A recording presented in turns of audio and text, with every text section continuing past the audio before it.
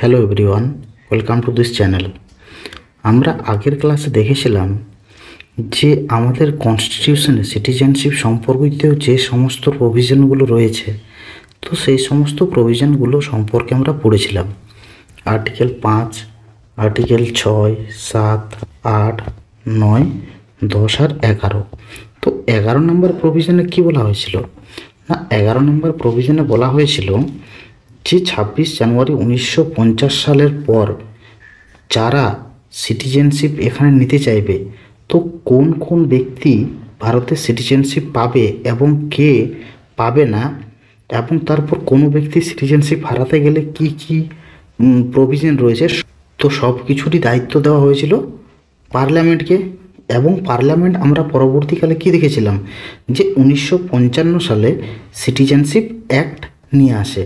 তো আমাদের আজকের আলোচ্য বিষয় সেটাই যে 1955 সালে যে কি কি প্রভিশন রয়েছে ওই অ্যাক্টটাতে, তো সেই সমস্ত প্রভিশনগুলো দেখে নেব আজকে। সিটিজেনশিপ অ্যাক্ট 1955, এই অ্যাক্টে দুটো প্রভিশন রয়েছে, একটা হচ্ছে অ্যাকুইজিশন অফ সিটিজেনশিপ এবং একটা হচ্ছে লস অফ সিটিজেনশিপ। তো অ্যাকুইজিশন অর্থাৎ কী কী উপায়ে ভারতবর্ষের নাগরিকত্ব পেতে পারি এ সম্পর্কে এখানে বর্ণনা করা আছে, এবং কোন কোন উপায়ে ভারতের নাগরিকত্ব হারিয়ে যাবে বা লোপ পাবে সে সম্পর্কে বর্ণনা করা রয়েছে। তো অ্যাকুইজিশনের পথ রয়েছে, 5টি পথ। কি 5টি পথ? একটি হচ্ছে বাই বার্থ, জন্মসূত্রাধিকারে। 2 নম্বর হচ্ছে বাই ডিসেন্ট, অর্থাৎ এটা হচ্ছে ব্লাড রিলেশন, ঠিক আছে, ব্লাড রিলেশন।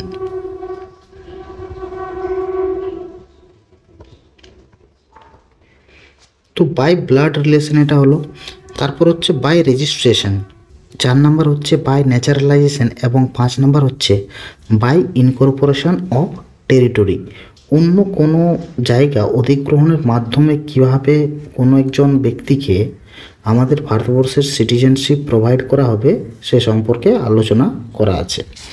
এবং লস অফ সিটিজেনশিপ, এটা হচ্ছে 3টি ওয়ে রয়েছে, 3টি কারণের জন্য কোনো এক ব্যক্তির সিটিজেনশিপ হারিয়ে যেতে পারে।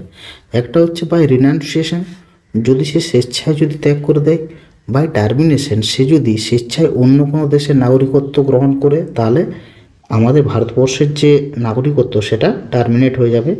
এবং 3 নম্বর হচ্ছে বাই ডেপ্রিভেশন, অর্থাৎ সে যদি কোনো অসৎ কাজে অসৎ উপায়ে ভারতের নাগরিকত্ব লাভ করে থাকে, বা সে যদি বাইরে অন্য কোনো দেশে যদি 2 বছরের বেশি যদি জেল খাটে, তাহলে এরকম 2-3টে এখানে পয়েন্ট আছে, এগুলো সব কিছুই আমরা ডিসকাশন করব। The citizenship act of 1955 prescribes 5 ways of acquiring citizenship. Citizenship act 1955 5টি উপায় বলেছে সিটিজেনশিপ লাভ করার। কি কি? একটা হচ্ছে বাই বার্থ, একটা by descent, by registration, by naturalisation এবং বাই ইনকর্পোরেশন অফ টেরিটরি। তাহলে আমরা দেখছি 1 নম্বরে হচ্ছে বাই বার্থ। বাই বার্থের মধ্যে প্রভিশন এ কি বলছে না, এ person born in India on or after January 26, 1950 but before July 1987 is a citizen of India by birth irrespective of the nationality of his parents। অর্থাৎ এখানে বলা হলো যে কোনো এক ব্যক্তি যদি 26 জানুয়ারি 1950-এর পর ভারতে জন্মে থাকে, ভারতে জন্মগ্রহণ করে থাকে, তাহলে তার বাবা কিংবা তার মা এদের ন্যাশনালিটিকে কিন্তু তখন এদের ন্যাশনালিটি না দেখে শুধুমাত্র যে ব্যক্তি এখানে জন্মগ্রহণ করেছে ওটা দেখেই কিন্তু ওই ব্যক্তিকে এখানের নাগরিকত্ব দেওয়া যাবে। পরবর্তীকালে 1986 সালে সিটিজেনশিপ অ্যাক্ট অ্যামেন্ডমেন্ট হয়। তো 1986 সালে যে অ্যামেন্ডমেন্ট হয় সেখানে একটা প্রভিশন অ্যাড করা হলো কি না, 1 জুলাই 1987 পর যদি কোনো ব্যক্তি ভারতে জন্মগ্রহণ করে থাকে, তাহলে এখানে সেটাই লেখা আছে যে এ person born in India on or after July 1, 1987 is considered as a citizen of India only. এখানে কন্ডিশন একটা মেনশন করা আছে কি না, তার বাবা ফাদার বা মাদার দুজনের মধ্যে কোনো একজনকে ভারতের সিটিজেন হতে হবে ওই ব্যক্তির জন্মের সময়। যে ব্যক্তি সিটিজেনশিপ চাইছে তার জন্মের সময়। তাহলে এটাই বলা হচ্ছে যে either of his parents is a citizen of India at the time of his birth. সে কি বলছে, those born in India on or after December 3, 2004। তাহলে 2003-এ আবার সিটিজেনশিপ অ্যাক্টকে অ্যামেন্ড করা হয়। তো এই অ্যামেন্ডমেন্টে বলা হয় কি 2004-এর ডিসেম্বর 3 তারিখে বা তারপরে কোনো ব্যক্তি যদি ভারতে জন্মগ্রহণ করে থাকে তাহলে তাকে সিটিজেনশিপ দেওয়া যাবে। এক্ষেত্রে দুটো কন্ডিশন রয়েছে। এক নম্বর কন্ডিশন কি না, এক নম্বর কন্ডিশন হলো তার বাবা এবং মা দুজনকে ভারতের সিটিজেন হতে হবে। তাহলে বোথ সিটিজেন অফ ইন্ডিয়া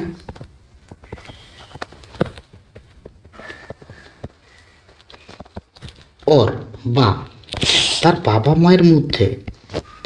মায়ের মধ্যে কোনো একজন ভারতের সিটিজেন হবে এবং অন্যজন কোনো রকম কোনো ইলিগ্যাল মাইগ্রেন্ট হবে না, অর্থাৎ লিগ্যাল মাইগ্রেন্ট হতে হবে অন্যজনকে।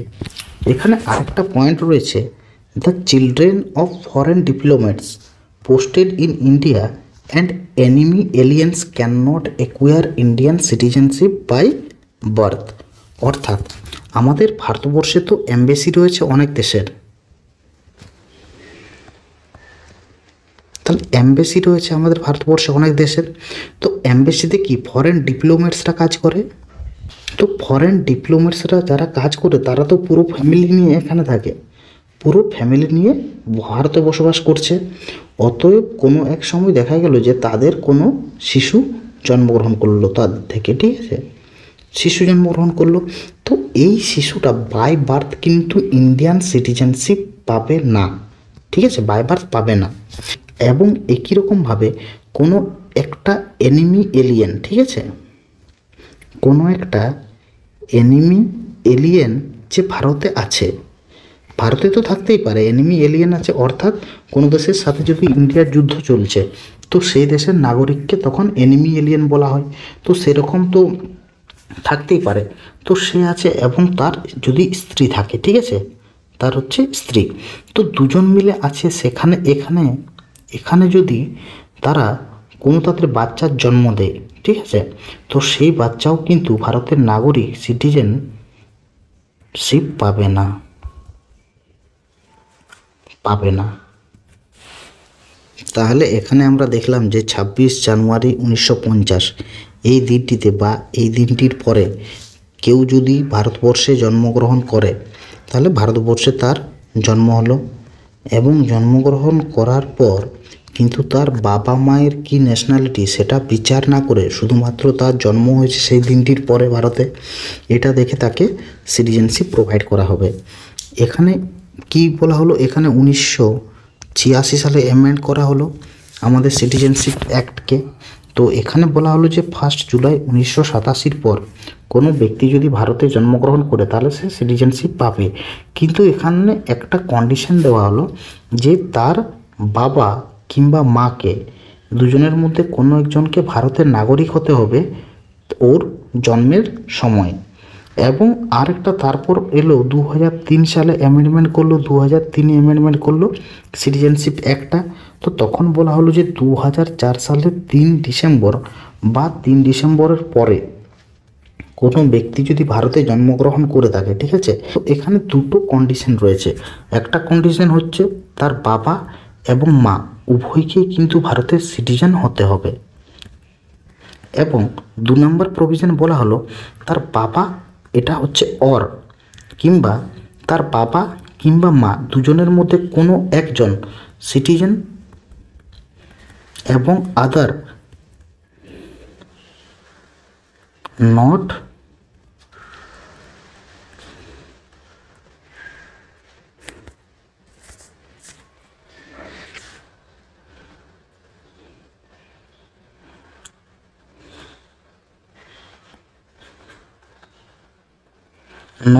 Illegal migrants.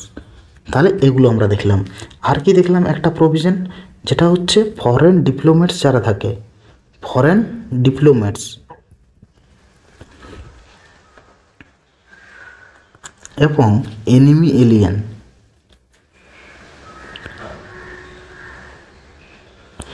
এদের যদি সন্তান এখানে জন্মগ্রহণ করে ভারতে, তাহলে কিন্তু তারা বাই বার্থ সিটিজেনশিপ পাবে না। এরপর হচ্ছে বাই ডিসেন্ট। বাই ডিসেন্ট কথার অর্থ হলো যে রক্তের সম্পর্কে নাগরিকতা অর্জন করা। এখানে কি বলা হয়েছে, a person born outside India, তাহলে ভারতের বাইরে সে যে জন্মেছে, on or after January 26, 1950 but before December 10, 1992 is citizen of India by descent if his father was citizen of India at the time of his birth.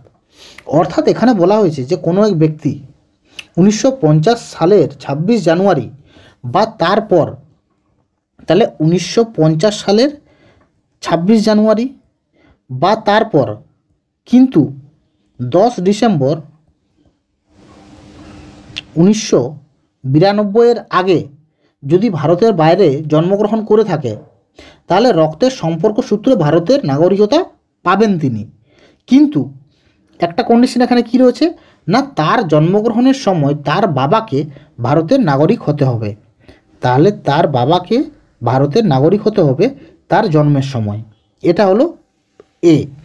বিতে কি বলা হয়েছে, a person born outside India, তাহলে ভারতের বাইরেই জন্মগ্রহণ করছে, on or after December 10, 1992, 1992 সালের 10 ডিসেম্বরের পর বা ওই দিনটিতে ভারতের বাইরে জন্মগ্রহণ করছে, কিন্তু 3 ডিসেম্বর 2004 আগে, কিন্তু 3 ডিসেম্বর 2004 আগে, 2004 আগে ভারতের বাইরে যদি জন্মগ্রহণ করে থাকে, তাহলেও কিন্তু সে ভারতের নাগরিকতা পাবে।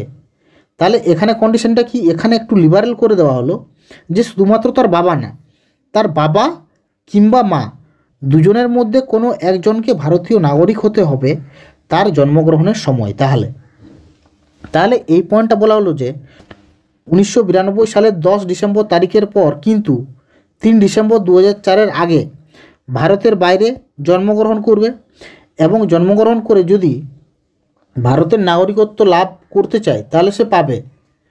তো কি না, এখানে কন্ডিশনটা রয়েছে যে তার জন্মের সময় তার বাবা কিংবা মা দুজনের মধ্যে কোনো একজনকে ভারতীয় নাগরিক হতে হবেন।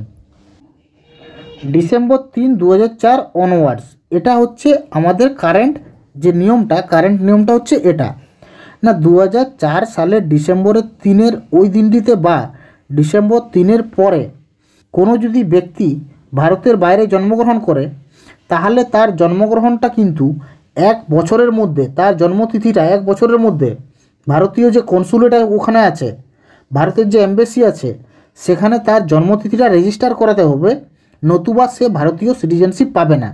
যদি ওই 1 বছরের মধ্যে তার জন্মতিথিটা রেজিস্টার না করিয়ে থাকেন, তাহলে পরবর্তীকালে যদি রেজিস্টার করাতে চান তখন ইন্ডিয়ান গভর্নমেন্টের কিন্তু পারমিশন লাগবে। তো ইন্ডিয়ান গভর্নমেন্টের পারমিশন নিয়ে তারপর রেজিস্ট্রেশন করাতে হবে, তাহলেই সেই ব্যক্তি ভারতের নাগরিকতা পাবে। তাহলে এখানে বলা হয়েছে যে December 3, 2004 onwards a person born outside India shall not be a citizen of India by descent unless his birth is registered at an Indian consulate within 1 year of the date of his birth। তার জন্মের 1 বছরের মধ্যে তার জন্মতিথিটা Indian কনসুলেটে গিয়ে registration করতে হবে, যদি না করে তাহলে কিন্তু ভারতীয় নাগরিকত্ব পাবে না, ভারতের নাগরিক হতে তিনি পারবেন না। or within the permission of central government after the expiry of the said period, যদি 1 বছরের মধ্যে, এই 1 বছরটার মধ্যে যদি রেজিস্টার না করিয়ে থাকে তাহলে পরবর্তীকালেও রেজিস্টার করা যায়, তবে সেখানে আমাদের এখানে যে সেন্ট্রাল গভর্নমেন্ট আছে, সেন্ট্রাল গভর্নমেন্টের পারমিশন নিয়ে তারপর রেজিস্টার করাতে হবে। এখানে বলে রাখি যে কোনো এক ব্যক্তির যে রেজিস্ট্রেশন, তার যে জন্মতিথি, সেটা রেজিস্ট্রেশনের সময় ইন্ডিয়ান কনসুলেটে তার বাবা মাকে একটা রাইটিংয়ে দিতে হয়, একটা তো অ্যাপ্লিকেশন দিতে হয়, একটা অ্যাপ্লিকেশন লাগবে, অ্যাপ্লিকেশন, এবং অ্যাপ্লিকেশনের সাথে সাথে তার বাবা মায়ের একটা রাইটিং দিতে হবে যে কি তাদের কাছে অন্য কোনো দেশের পাসপোর্ট নেই, পাসপোর্ট অন্য কোনো দেশের পাসপোর্ট তাদের কাছে নেই, সেটা রাইটিংয়ে দিতে হবে, সেটাই এখানে বলা হয়েছে। An application for registration of the birth of a minor child to an Indian consulate shall be accompanied by an undertaking in writing from the parents of such minor child that he or she অর্থাৎ তার বাবা মায়ের কাছে does not hold the passport of another country, অন্য কোনো দেশের passport তাদের কাছে নেই, এটা রাইটিংয়ে দিতে হবে। এই পয়েন্টটা কী বলা হয়েছে, a minor child who is a citizen of India by virtue of descent and is also a citizen of any other country shall cease to be a citizen of India if he does not renounce the citizenship of nationality or nationality of another country within 6 months of his attaining full age। এই কথাটার অর্থ হলো কোনো এক ব্যক্তি জন্মগ্রহণ করেছে, জন্মগ্রহণ করার সাথে সাথে তার যে জন্ম সেটা ইন্ডিয়ান কনসুলেটে রেজিস্টার করা হলো, ইন্ডিয়ান কনসুলেটে রেজিস্টার করা হলো। তাহলে ইন্ডিয়ান কনসুলেটে রেজিস্ট্রেশন হওয়ার মাধ্যমে সে তো তাহলে তার কাছে তো ভারতের একটা সিটিজেনশিপ হয়ে থাকছে, ইন্ডিয়ান সিটিজেনশিপ সে লাভ করেছে, সিটিজেনশিপের জন্য সেটা আবেদন করাটা, তো ইন্ডিয়ান সিটিজেনশিপের জন্য আবেদন করা রইল, তাহলে ভারতীয় গভর্নমেন্ট তাকে সিটিজেনশিপ অবশ্যই দেবে, তাহলে তখনও সে ইন্ডিয়ান সিটিজেনশিপ হিসেবে বিবেচিত হবে। কিন্তু যখন সে ফুল এজ অ্যাটেন্ড করবে, অর্থাৎ 18 বছর বয়স যখন তার হয়ে যাবে, তখন তো এই সময়টাতে কি, এই সময়টাতে ইন্ডিয়ান সিটিজেনশিপ তো আছেই, এবং তার সাথে সে যে কান্ট্রিতে বাস করছে, সেই কান্ট্রিরও সিটিজেন তার কাছে আছে। সিটিজেন যদি থাকে তাহলে 18 বছর বয়স হওয়ার পর 6 মাসের মধ্যে তাকে অন্য যে কান্ট্রি সিটিজেনশিপ তার কাছে রয়েছে সেটা তাকে ত্যাগ করতে হবে।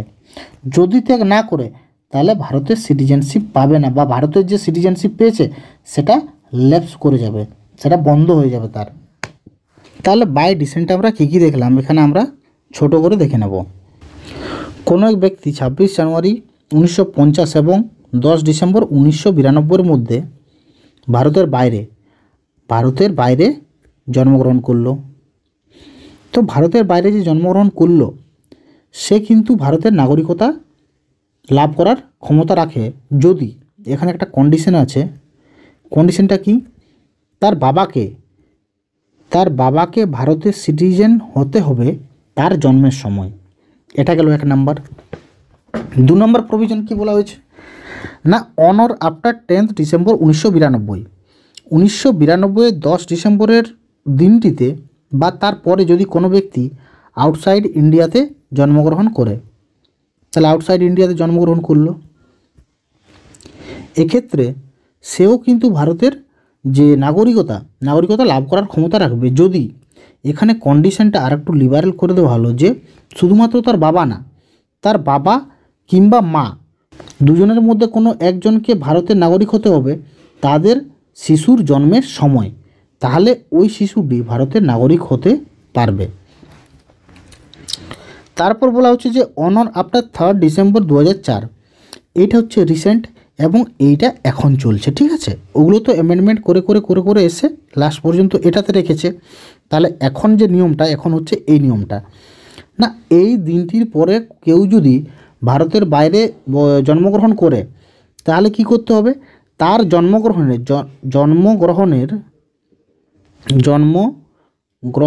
1 বছরের মধ্যে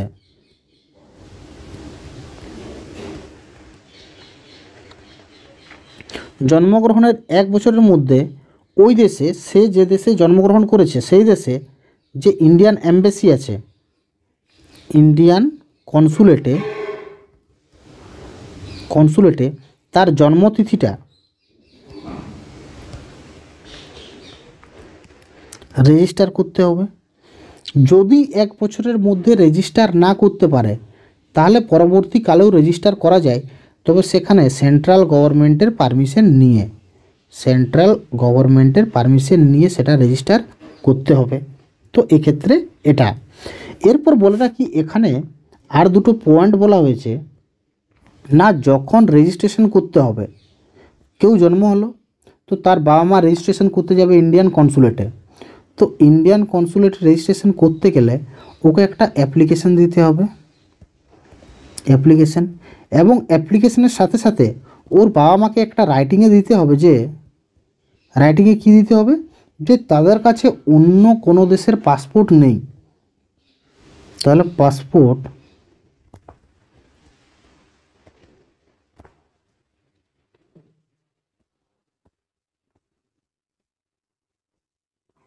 অন্য কোনো দেশের পাসপোর্ট তাদের কাছে নেই, এটা রাইটিংয়ে দিতে হবে। আর একটা পয়েন্ট আমরা দেখলাম যে কোনো একটা ছেলে জন্মগ্রহণ করেছে, তো জন্মগ্রহণ যে করেছে, জন্মগ্রহণের সময় সে তো ভারতের, তাহলে ভারতের নাগরিকতার জন্য ওর যে জন্মতিথিটা ইন্ডিয়ান কনসুলেটে রেজিস্টার করা হলো, তাহলে সে একজন ভারতীয় নাগরিক হিসেবে বিবেচিত হলো। কিন্তু তার সাথে সাথে সে তো যে দেশে আছে তার সেই দেশেরও একটা নাগরিক থাকতে পারে তার কাছে। তো ধরে নাও যে ইন্ডিয়ান সিটিজেনও সে থাকলো, এবং যে দেশে আছে সে দেশেরও সিটিজেনশিপ তার কাছে রয়েছে।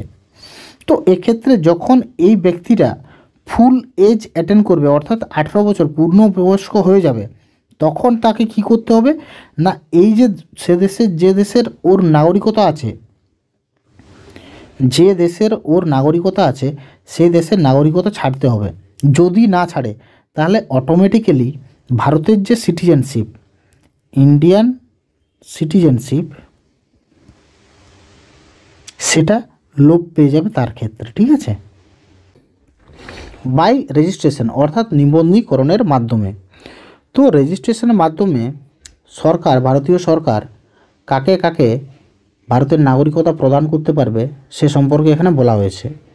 না কে কে পাবে, ফার্স্ট অফ অল এটা মনে রাখতে হবে, কোনো তো ইলিগ্যাল মাইগ্রেন্ট পাবে না, বাকি যে কোনো ব্যক্তিকেই ভারতীয় সরকার বাই রেজিস্ট্রেশন নাগরিকতা দিতে পারে, ভারতের নাগরিকত্ব ওকে প্রদান করতে পারে। তাহলে কোন কোন ব্যক্তিকে পারবে না, প্রথমেই বলা হচ্ছে a person of Indian origin, তাহলে ভারতীয় বংশোদ্ভূত হতে হবে তাকে। ভারতীয় বংশোদ্ভূত যদি হয় এবং সে যদি অর্ডিনারিলি 7 বছর ধরে এখানে বসবাস করে, 7 বছর যদি ভারতে অধিবাসী হিসেবে থাকে, তাহলে কিন্তু সে রেজিস্ট্রেশনের জন্য অ্যাপ্লাই করতে পারে। তাহলে রেজিস্ট্রেশনের আগে তাকে 7 বছর পর্যন্ত এখানে থাকতে হচ্ছে যদি অর্ডিনারিলি থাকে তাহলে। বি বলা হচ্ছে a person of Indian origin who is ordinarily resident in any country or place outside undivided India, অর্থাৎ ভারতীয় বংশোদ্ভূত কোনো ব্যক্তি যিনি সাধারণভাবে কি অবিভক্ত ভারতের বাইরে যে কোনো জায়গার অধিবাসী। অবিভক্ত ভারতের বাইরে মানে ইন্ডিয়া, পাকিস্তান এবং বাংলাদেশ অবিভক্ত ভারত ছিল, এর বাইরে কোনো দেশে যদি কেউ থাকে তাহলে তাকে ভারত সরকার বাই রেজিস্ট্রেশন ইন্ডিয়ান সিটিজেনশিপ দিতে পারবে। সি বলা হচ্ছে a person who is married to A citizen of India and is ordinarily resident in India for 7 years before making an application of registration, অর্থাৎ কোনো এক ব্যক্তি আছে, কোনো এক ব্যক্তি ফরেন ব্যক্তি এ এবং বি আছে, তো একে আমি হাজব্যান্ড মেনে নিচ্ছি, একে ওয়াইফ মেনে নিচ্ছি। ঠিক আছে, তো এ হচ্ছে ইন্ডিয়ান সিটিজেনশিপ। তো এ বিকে বিয়ে করলো এবং বিকে বিয়ে করার পর ভারতে টানা 7 বছর এখানে সাধারণভাবে বসবাস করবে। টানা 7 বছর সাধারণভাবে বসবাস করার পর তাকে রেজিস্ট্রেশনের জন্য অ্যাপ্লিকেশন করতে হবে, তাহলে সে আমাদের এখানে নাগরিকত্ব পাবে বা আমাদের এখানে নাগরিক হতে পারবে। ঠিক আছে, অর্থাৎ এই পয়েন্টটাতে বলা হলো যে রেজিস্ট্রেশনের জন্য আবেদন করার আগে তাকে সাধারণভাবে ভারতে 7 বছর বসবাস করতে হবে। সে যদি কোনো ভারতীয় কোনো ব্যক্তিকে বিবাহ করেছেন তাহলে এই পয়েন্টটা গেল সেটা। ডি না minor children of persons who are citizen of India, অর্থাৎ ভারতীয় নাগরিকদের যে নাবালক সন্তান তারা ভারতীয় সিটিজেনশিপ পাবে, এটা বোঝাতে কোনো কিছু লাগবে না। কি বলা হচ্ছে a person of full age and capacity, a person of full age and capacity whose parents registered as citizen of India, অর্থাৎ প্রাপ্তবয়স্ক ও সামর্থ্যযুক্ত ব্যক্তি যার মাতা পিতা ভারতীয় নাগরিক হিসেবে নিবন্ধীকরণ করিয়েছে। আচ্ছা, ফুল ক্যাপাসিটি মানে কি? ফুল ক্যাপাসিটি মানে হলো সেই ব্যক্তি মেন্টালি ডিস্টার্ব হবে না, মেন্টালি ডিস্টার্ব হবে না, ডিস্টার্ব নয় এরকম পার্সন। এবং ফুল এজ মানে হচ্ছে 18 বছর এজ অতিক্রম করেছে।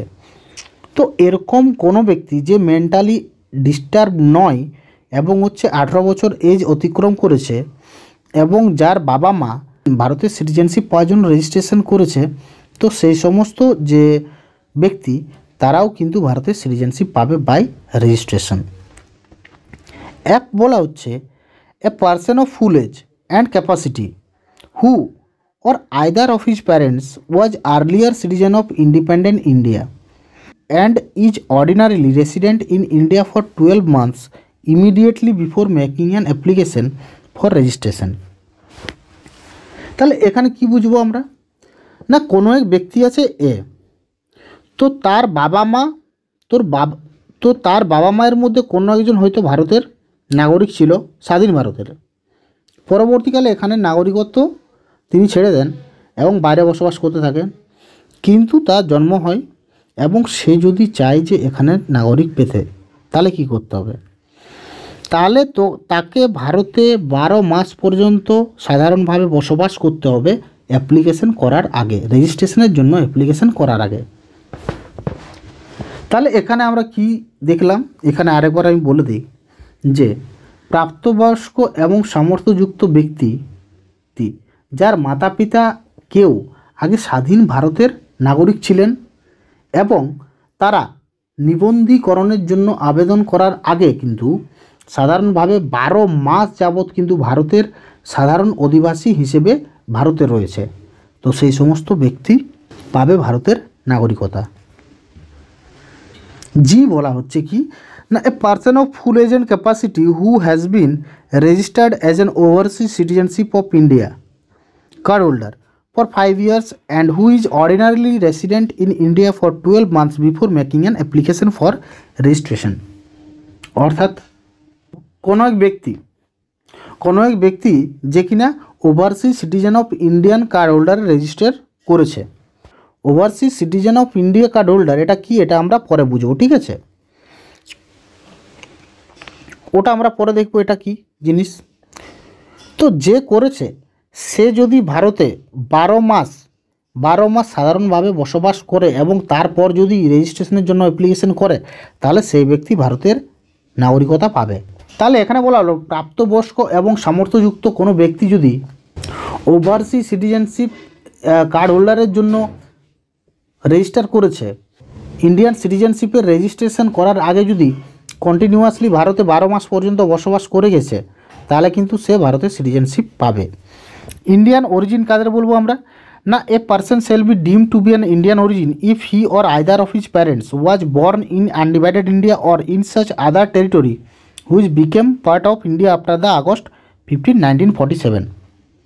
অর্থাৎ কোনো একটি ব্যক্তি এ বা তার বাবা কিংবা মা, তাহলে এ কিংবা তার বাবা মা এখানে আনডিভাইডেড ইন্ডিয়া থেকে বিলং করতো, অর্থাৎ ভারত, ইন্ডিয়া, পাকিস্তান এবং বাংলাদেশ যখন একসাথে ছিল, তো সেই টেরিটরি থেকে বিলং করতো, সেটা হচ্ছে ইন্ডিয়ান পার্সন। কিংবা কোনো এমন একটি অঞ্চল যেটি আগে তো ফরেন ছিল কিন্তু এখন ভারত অধিগ্রহণ করে নিয়েছে, নিজের সাথে মিলিয়ে নিয়েছে, তো সেই সমস্ত অঞ্চলের অধিবাসী যারা আছে তারা যখন বাইরে বসবাস করবে তাদের বলা হবে যে ইন্ডিয়ান অরিজিন। যারা কিনা ভারতের সিটিজেন নয়, তারা হচ্ছে ভারতের origin. All the above categories of persons must take an oath of allegiance before they are registered as citizen of India। অর্থাৎ ভারতের সিটিজেন হিসেবে যখন তারা রেজিস্ট্রেশন করবে তার আগে তাদেরকে ভারতের সংবিধানের প্রতি আনুগত্যতা দেখার জন্য কিন্তু তাদেরকে একটা শপথ বাক্য পাঠ করতে হবে সবাইকেই। বাই ন্যাচারালাইজেশন অর্থাৎ দেশীয়করণের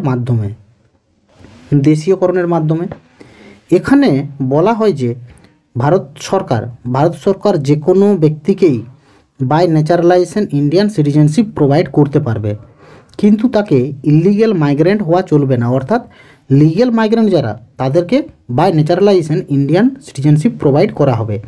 তো যে সমস্ত ব্যক্তিকে সিটিজেনশিপ প্রোভাইড করা হবে বাই ন্যাচারালাইজেশন, তার মধ্যে কি কি কোয়ালিফিকেশান থাকতে হবে, সেই কোয়ালিফিকেশানগুলো এখানে বর্ণনা করা রয়েছে। তো আমরা একটা একটা পয়েন্ট দেখব। এ বলা হচ্ছে, he is not a subject or citizen of any country where citizen of India are prevented from becoming subjects or citizen of that country by naturalisation. অর্থাৎ কোনো একটা দেশ আছে, ঠিক আছে, তো সেই দেশে ভারতীয় ব্যক্তিদেরকে বাই ন্যাচারালাইজেশন প্রসেসের মাধ্যমে যদি সিটিজেনশিপ না দেয়, তাহলে সেই দেশের যে মানুষজন আছে তাদেরকেও ভারত কিন্তু বাই ন্যাচারালাইজেশন প্রসেসে ইন্ডিয়ান সিটিজেনশিপ প্রোভাইড করবে না। তাহলে কোনো এক ব্যক্তি আছে, ধরে নাও যে কোনো একটি দেশ আছে, তো এই দেশে ভারতীয় যে নাগরিক আছে, ইন্ডিয়ান সিটিজেন যারা আছে, তাদেরকে কিন্তু by naturalisation process citizenship provide করে না। তাহলে এই দেশের যে সমস্ত নাগরিকগুলো থাকবে, সিটিজেন যেগুলো থাকবে, এদেরকেও কিন্তু ভারত, ইন্ডিয়া বাই ন্যাচারালাইজেশন প্রসেসের মাধ্যমে ইন্ডিয়ান সিটিজেনশিপ প্রোভাইড করবে না, ঠিক আছে। বি বলা হচ্ছে, if he is a citizen of any country he undertakes to renounce the citizenship of that country in the event of his application for Indian citizenship being accepted. অর্থাৎ কোনো একজন ব্যক্তি আবেদন করেছে এখানে ভারতের সিটিজেনশিপের জন্য, এবং আবেদন কিন্তু অ্যাকসেপ্ট করেছে, ঠিক আছে, আবেদন অ্যাকসেপ্ট করেছে। তো অ্যাকসেপ্ট করার পর কিন্তু সে ওই অন্য যে কান্ট্রি আছে, যে কান্ট্রির সিটিজেনশিপ তার কাছে আছে, সেই সিটিজেনশিপ যদি সে ব্যক্তি ত্যাগ করে, তাহলে তাকে ভারতের সিটিজেনশিপ দেওয়া হবে বাই ন্যাচারালাইজেশন প্রসেস।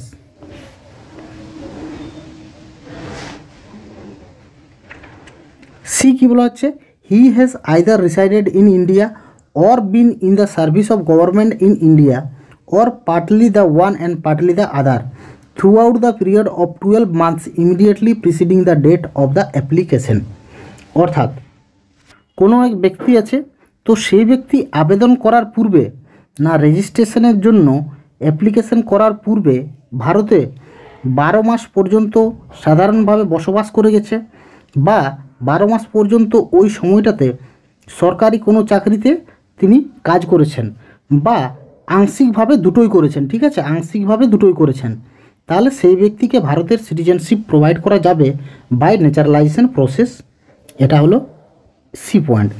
এবং ডি নাম্বার বলা হচ্ছে, that during the 14 years immediately preceding the said period of 12 months he has either resided in India or been in the service of government of India or partly one and partly the other for periods amounting in the aggregate to not less than 11 years। এটা মানে কি?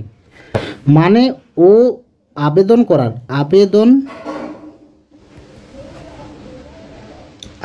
করার আগে 12 মাস কি করছে, 12 মাস হচ্ছে ভারতের কোনো একটা কাজে যুক্ত আছে, সরকারি কাজে, বা ভারতে সাধারণভাবে বসবাস করছে, বা এই দুটোর মধ্যে আংশিক, এটা অর্ধেক এরকমভাবে করেছে।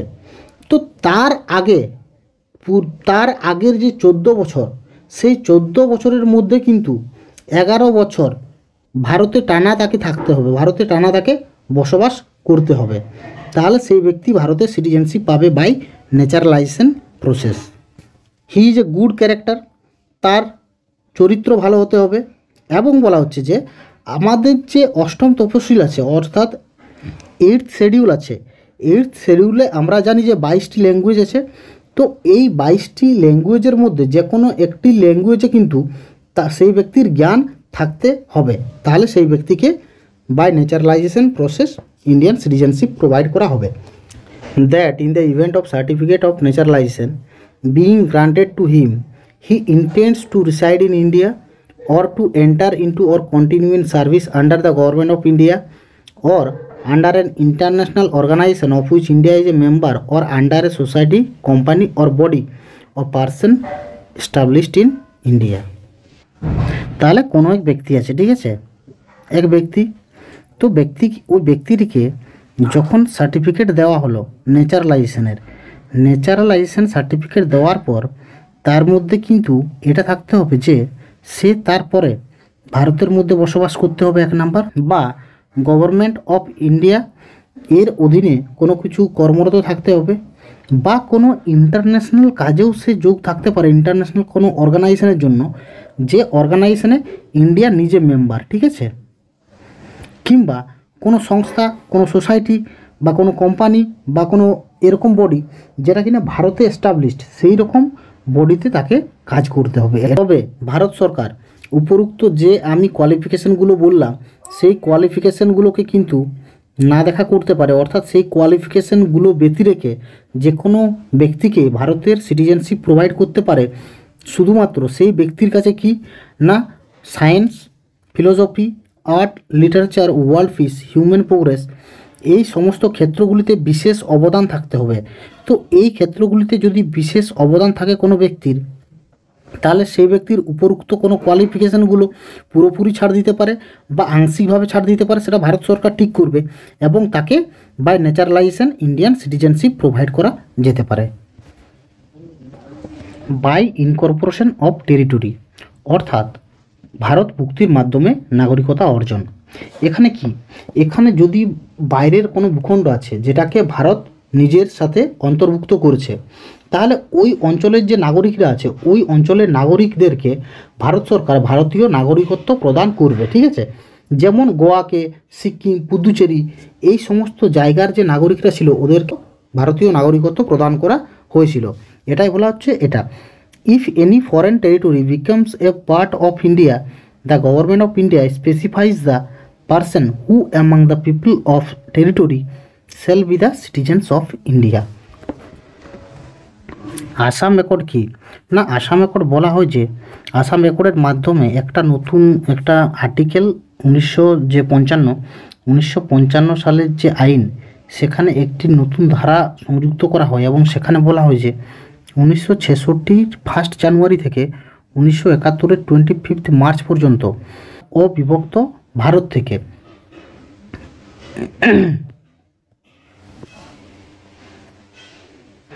আনডিভাইডেড ইন্ডিয়া থেকে যেসব ব্যক্তিরা আসামে প্রবেশ করেছে তাদেরকে সিটিজেনশিপ দেওয়ার কথা বলা হয়েছে। তো তাদেরকে প্রথমে কি প্রথম 10 বছর তারা as a ordinary Indian citizenship হিসেবেই তারা থাকবে, কিন্তু কি হ্যাঁ এখানে তাদেরকে রেজিস্টার করতে হবে এবং রেজিস্টার করার পর তারা হচ্ছে যে ইন্ডিয়ান সিটিজেনশিপ হিসেবেই থাকবে, ইন্ডিয়ান সিটিজেনশিপ হিসেবেই থাকবে, কিন্তু তাদের কাছে ভোটিং রাইটটা থাকবে না, তাদের কাছে ভোটিং রাইটটা থাকবে না। পরবর্তী 10 বছরের পর হয়ে যাওয়ার পর তারা সেই ভোটিং রাইটটা পাবে। কিন্তু 1966 আগে যারা আসামে এসেছে অবিভক্ত ভারত থেকে আসামে, তারা কিন্তু সব রকম রাইটস পাবে যেটা একজন ভারতীয় সিটিজেনশিপ পেয়ে থাকে। এটাই বলা হয়েছে আসাম অ্যাকর্ডে। লস অফ সিটিজেনশিপ, তাহলে 1955 সালের ভারতের নাগরিকত্ব যে আইন, সেখানে 3টি উপায়ে কোনো এক ব্যক্তি নাগরিকত্ব হারাতে পারে এটি বর্ণনা করা আছে। কি কি উপায় সেটি? একটা হচ্ছে রিনাউন্সিয়েশন, একটা হচ্ছে টার্মিনেশন এবং আরেকটা হচ্ছে ডেপ্রিভেশন। রিনাউন্সিয়েশন কথার অর্থ হলো পরিত্যাগ,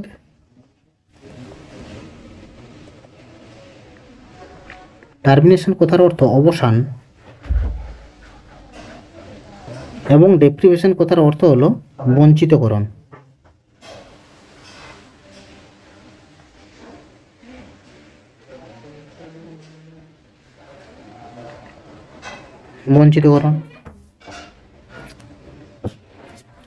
বাই রিনাউন্সিয়েশন অর্থাৎ পরিত্যাগ করলে, any citizen of India of full age and capacity can make a declaration renouncing his Indian citizenship. অর্থাৎ কোনো এক প্রাপ্তবয়স্ক ও সক্ষম ভারতীয় নাগরিক যদি চায় তাহলে সে ভারতের নাগরিকত্ব সে স্বেচ্ছায় ত্যাগ করে দিতে পারে। কিন্তু যুদ্ধের সময় কিন্তু কোনো ব্যক্তি যদি নাগরিকত্ব ত্যাগ করার কথা বলে তাহলে সেটি কিন্তু উইথহোল্ড করে রাখতে পারে ভারত সরকার। তাহলে registration shall be withheld by the central government, যদি সে সময় কোনো যুদ্ধ চলতে থাকে। তাহলে এখানে বলে রাখি যে কোনো এক ব্যক্তি যদি সে সিটিজেনশিপ ত্যাগ করে, ভারতের সিটিজেনশিপ ত্যাগ করে, তাহলে তার যে মাইনর চাইল্ড যেগুলো আছে, মাইনর যদি চিলড্রেন তার কাছে থাকে, যদি ছোট শিশু বাচ্চা থাকে, তাহলে তাদেরও ভারতের নাগরিকতা লোপ পাবে। পরবর্তীকালে এই যে মাইনর চাইল্ড আছে, এরা যখন প্রাপ্তবয়স্ক হয়ে উঠবে, প্রাপ্তবয়স্ক হয়ে ওঠার পর তারা তাদের ভারতের নাগরিকতা কন্টিনিউ করতে পারে। ঠিক আছে, বাই টার্মিনেশন। এই কথার অর্থ হলো যে কোনো একজন ভারতীয় নাগরিক অন্য কোনো দেশের নাগরিকতা স্বেচ্ছায় গ্রহণ যদি করে থাকে, তাহলে তার যে ভারতের নাগরিকতা সেটা স্বাভাবিকভাবেই অবসান ঘটে যায়। ঠিক আছে, তাহলে ওটাই বলা হয়েছে, when an Indian citizen voluntarily acquires the citizenship of another country, his Indian citizenship automatically terminates, অর্থাৎ অবসান ঘটে যাবে তার ভারতের নাগরিকত্বের। এবং এই প্রভিশনটা কিন্তু কোনো যখন যুদ্ধ চলবে, যে যুদ্ধে ভারত এনগেজড আছে, সে সময় এই প্রভিশনটা কিন্তু অ্যাপ্লাই হয় না। বাই ডেপ্রিভেশন, অর্থাৎ বঞ্চিতকরণ।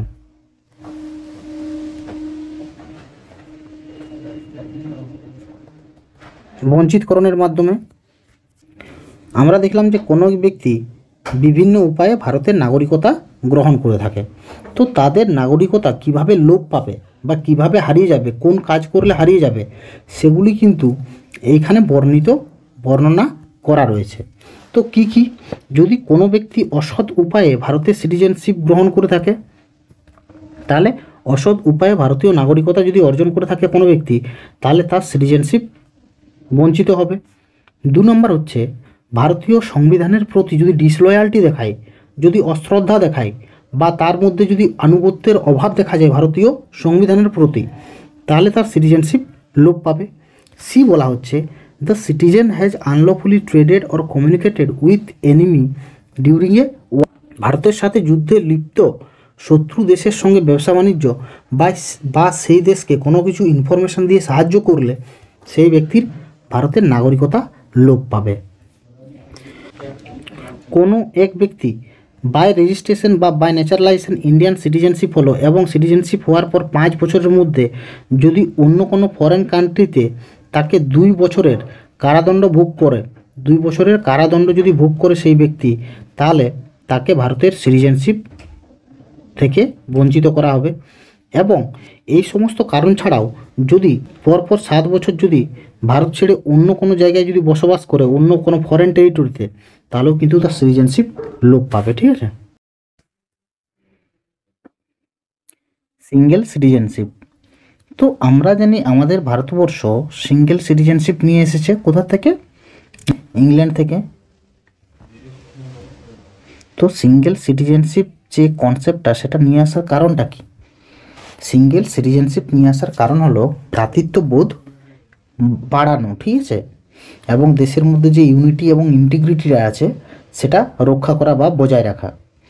তো আমাদের কনস্টিটিউশন আমরা জানি ফেডারেল, এবং ফেডারেল হওয়ার কারণে আমরা জানি এখানে ডুয়েল পলিটি সিস্টেম চলে। ডুয়েল পলিটি সিস্টেম কথার অর্থ হলো সেন্টারে একটা গভর্নমেন্ট থাকবে এবং স্টেটে একটা গভর্নমেন্ট, তাহলে দুটো গভর্নমেন্টে চলে আমাদের দেশ। কিন্তু তা সত্ত্বেও আমরা এখানে সিঙ্গেল সিটিজেনশিপ ফলো করে থাকি। তো সিঙ্গেল সিটিজেনশিপটা কি না, শুধুমাত্র হচ্ছে আমাদের সিটিজেনশিপ কি, আমরা হচ্ছে ইন্ডিয়ান, এটা হচ্ছে আমাদের সিটিজেনশিপ। তো এখানে কি বলা হচ্ছে, the citizen in India owe allegiance only to the union, there is no separate state citizenship. তাহলে এখানে এক একটা রাজ্যের জন্য কিন্তু আলাদা আলাদা সিটিজেনশিপ নেই, এবং ভারতীয় নাগরিকরা শুধুমাত্র তাদের আনুগত্যতা দেখায় কাকে না, ইউনিয়নকে, ইউনিয়নের প্রতি তারা দায়বদ্ধ। অন্যান্য আমরা দেশে দেখছি যেমন ফেডারেল স্টেটস কে না, ইউএসএ এবং সুইজারল্যান্ড, এখানে কিন্তু ডবল সিটিজেনশিপের প্রভিশন রয়েছে, অর্থাৎ স্টেটের জন্য একটা সিটিজেনশিপ এবং সেন্টারের জন্য একটা সিটিজেনশিপ ওখানে দেশের জন্য। ঠিক আছে, তো এইখানে কি দেখা যায় না, এখানে দেখা যায় যে একটা প্রবলেম ক্রিয়েট হয় কি না, ডিসক্রিমিনেশনের। অর্থাৎ কোনো এক ব্যক্তি একটা রাজ্যের, ঠিক আছে, এক্ষেত্রে অনেকগুলোই রাজ্য আর থাকবে ওখানে। তো এই রাজ্যের যে সরকার, এই রাজ্যের সরকার কী তৈরি করবে? এই রাজ্যে যারা নাগরিক তাদের জন্য শুধুমাত্র নিয়ম ফর্মুলেট করবে, তাদের জন্য ভালো ভালো নিয়ম ফর্মুলেট করবে এবং এদেরকে সেটা থেকে ডিসক্রিমিনেট করবে। তো এটাই হচ্ছে এই যে ডবল সিটিজেনশিপটা কিন্তু ডিসক্রিমিনেশনের যে প্রবলেম সেটা কিন্তু তৈরি করে। তাহলে কোন কোন বিষয়ে ডিসক্রিমিনেট হতে পারে? যেমন হচ্ছে right to vote, right to hold public offices, right two practice professions and so on. তো এরকম বিভিন্ন জায়গাতে কিন্তু ডিসক্রিমিনেট দেখা যায় এবং এরকম ডুয়েল সিটিজেনশিপ যেখানে প্রভিশন রয়েছে সেখানে। কিন্তু এই সমস্ত প্রবলেমগুলো অ্যাভয়েড করার জন্য ভারতবর্ষে সিঙ্গেল সিটিজেনশিপ নিয়ে আসা হয়েছে। এখানে বলা হচ্ছে যে in India all citizen irrespective of the state in which they are born or reside enjoy the same political and civil right. তাহলে এখানে তুমি ইন্ডিয়ান সিটিজেনশিপ মানে এখানে তুমি যে রাজ্যেরই হও না কেন, তুমি এখানে সমান পলিটিক্যাল এবং সিভিল রাইট অর্থাৎ সামাজিক যে রাইট বা হচ্ছে রাজনৈতিক যে রাইট, যে অধিকারগুলো, সেই অধিকারগুলো কিন্তু সমানভাবে আমরা সকলে এনজয় করে থাকি। কোনো এক ব্যক্তি কেরালা থেকে বিলং করে, কোনো এক ব্যক্তি উত্তরাখণ্ড থেকে বিলং করে, কোনো এক ব্যক্তি এদিকে নর্থ ইস্ট থেকে বিলং করে, তাহলে সবাই কিন্তু সেম রাইট এনজয় করে এখানে ভারতে, কারণ এখানে সিঙ্গেল সিটিজেনশিপের কনসেপ্ট রয়েছে। কিন্তু তার মধ্যেও কিছু কিছু এক্সেপশন রয়েছে যেগুলো আমাদেরকে দেখতে হবে। আর্টিকেল 16-তে কী আছে না, আর্টিকেল 16-তে আছে যে অপরচুনিটি অফ পাবলিক এমপ্লয়মেন্ট। তো সবাইকে জাতি ধর্ম বর্ণ নির্বিশেষে সবাই সমান সুযোগ পাবে এমপ্লয়মেন্টের ক্ষেত্রে। কিন্তু এখানে বলে রাখি, কোনো একটি রাজ্যে বা কোনো একটি কেন্দ্রশাসিত অঞ্চলে এই যে কোনো একটা এমপ্লয়মেন্টের জন্য তার রেসিডেন্টসকে কিন্তু প্রাধান্য দিতে পারে পার্লামেন্ট। অর্থাৎ কোনো একটা কাজ এখানে রয়েছে একটা কোনো স্টেট, ঠিক আছে, এটা একটা স্টেট, তো এখানে যখন এমপ্লয়মেন্ট বার হলো তো সেখানে উল্লেখ করা থাকবে যে এই জায়গার বাসিন্দারা শুধুমাত্র এই এমপ্লয়মেন্টটার জন্য যোগ্য। তো এটা প্রাধান্য দিতে পারে রেসিডেন্টসকে, কে না পার্লামেন্ট।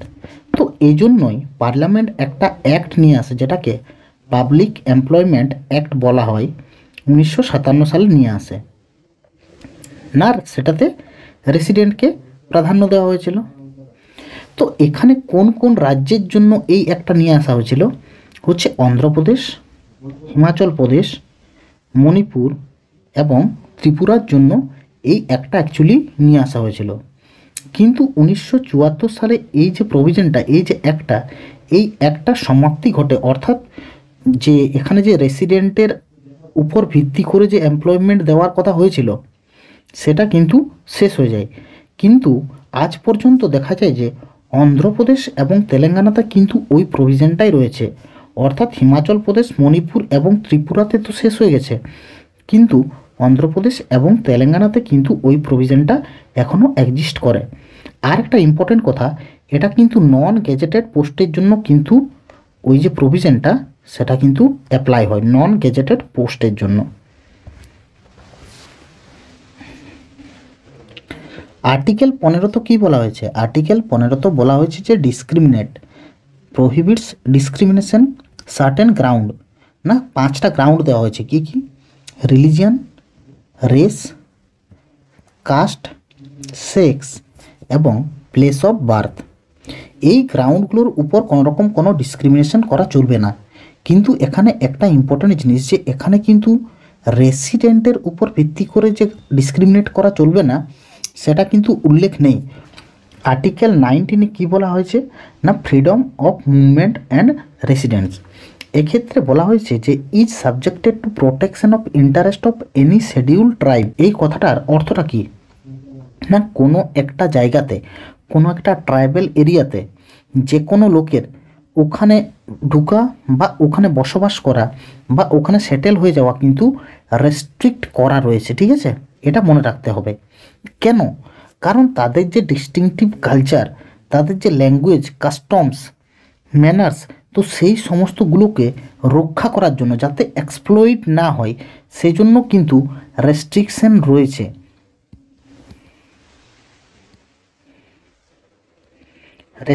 রয়েছে। সেজন্য যাতে ট্রাইবাল যে জনগণ, তাদের কালচার, ল্যাঙ্গুয়েজ, কাস্টম এগুলোকে রক্ষার স্বার্থে সবাইকে কিন্তু সেই জায়গাতে প্রবেশ করতে বা সেখানে বসবাস করার জন্য বা সেখানে সেটেলমেন্ট হওয়ার জন্য প্রহিবিট করে বা সেটাকে মানা করে, রেস্ট্রিক্ট করে। 4 নাম্বার বলা হচ্ছে যে till 2019 the legislature of the erstwhile state of Jammu Kashmir was empowered to. তো জম্মু কাশ্মীরকে এম্পাওয়ার করা হয়েছিল, পাওয়ার দেওয়া হয়েছিল কি না, কোন ব্যক্তি সেই রাজ্যের কোনো এক ব্যক্তি সেই রাজ্যের যে রেসিডেন্ট হবে কি না সেটা ঠিক করার জন্য, এবং ওখানে যে পার্মানেন্ট যারা রেসিডেন্ট তাদের জন্য কোনো স্পেশাল প্রভিশন নিয়ে আসা, এই সমস্ত পাওয়ার দেওয়া হয়েছিল জম্মু কাশ্মীরকে। কখন দেওয়া হয়েছিল এটা হচ্ছে একটা কনস্টিটিউশনাল অর্ডার এসেছিল 1954 সালে। তাহলে 1954 সালে একটা কনস্টিটিউশনাল অর্ডার আসে।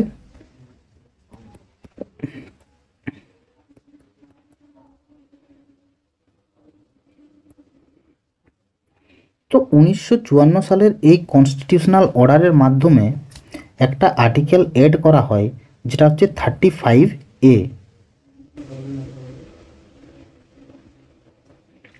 এবং জম্মু কাশ্মীরকে স্পেশাল স্ট্যাটাস দেওয়া হয় এই সমস্ত কাজের জন্য। না কোন পার্সন ওখানে রেসিডেন্ট হবে সেটা ঠিক করা, সেই রেসিডেন্টের জন্য, সেখানের পার্মানেন্ট রেসিডেন্টদের জন্য কীরকম কী প্রভিশন তৈরি করা হবে, কি স্পেশাল প্রিভিলেজ দেওয়া হবে, সে সমস্ত তারা নিজেরাই তৈরি করতো নিয়মকানুন।